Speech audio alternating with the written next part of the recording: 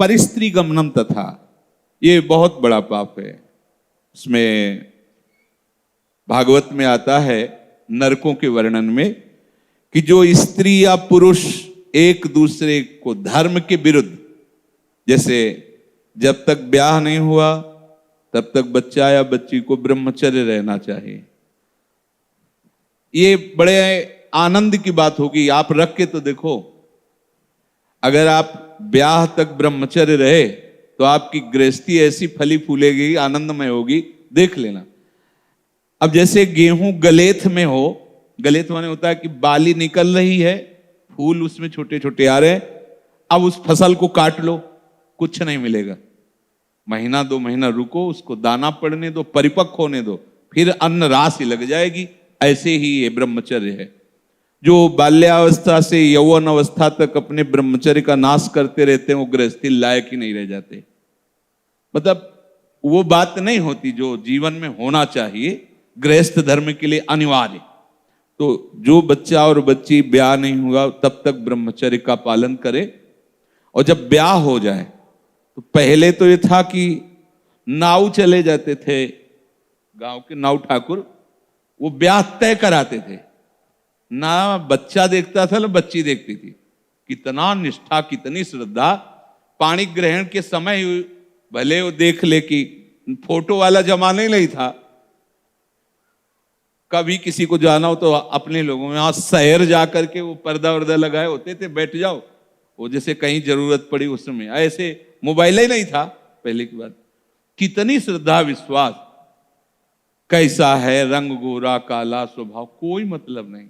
माता पिता या कोई तय करे आयो। जब पाणी ग्रहण हुआ उसी समय स्वीकार कर लिया कि आजीवन निर्वाह करना है, चाहे जैसे स्वभाव वाला हो, चाहे बड़ी पवित्रता गृहस्थी में देखी गई, बड़ी पवित्रता, बड़ा जीवन। तो यहां तक मर्यादा।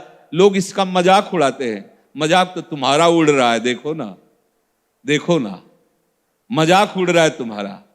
तुम्हारी क्या स्थिति है, क्या स्थिति है, अपने आप देखो तो आप खुद अपना मजाक करने लगोगे कि हमने अपना जीवन मजाक बना दिया।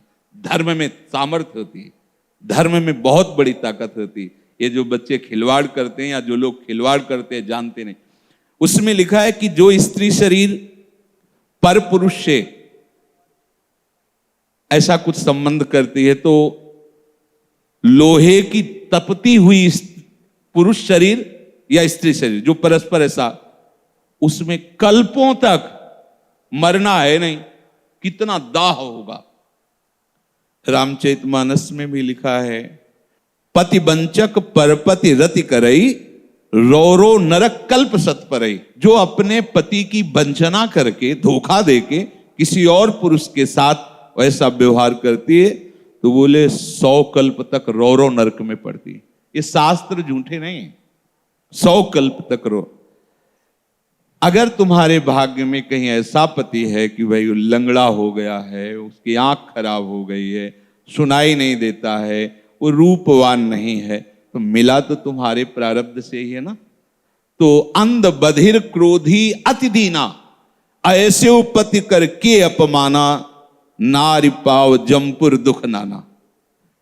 मान लो रूपवान नहीं है, अंधा बहरा, कैसा भी भगवान की विधान से वैसा, उसे भगवान मान करके मानो, आराधना पद्धति से चलो। अगर पुरुष अपनी पति का जो भाव स्वीकार किया है उसका त्याग करके धोखा देकर दूसरी किसी स्त्री से, ऐसा घोर नरक का अधिकारी होता है वो। अगर ऐसा तो व्यभिचारी की बहुत बड़ी दुर्गति होती है।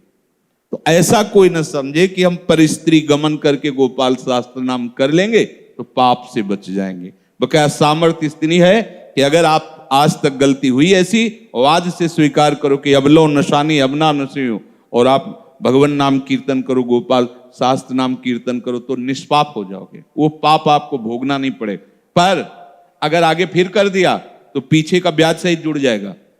ये उन्हीं के लिए है, अबलो नशानी, चाहे जितना बड़ा पाप हो गया।